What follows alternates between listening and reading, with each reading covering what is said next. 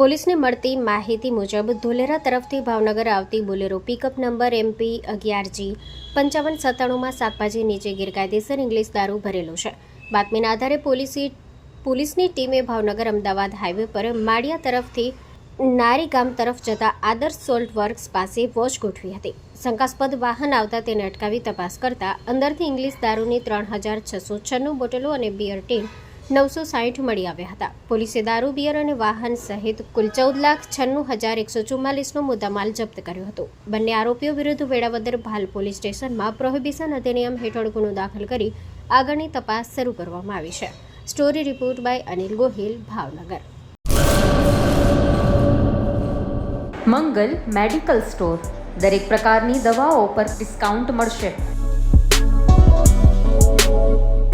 Hospital road, cosmos બેંકની બાજુમાં, doctor દમયંતીબેન ગણાત્રા હોસ્પિટલની સામે, ભુજ. Mobile number 9428234840.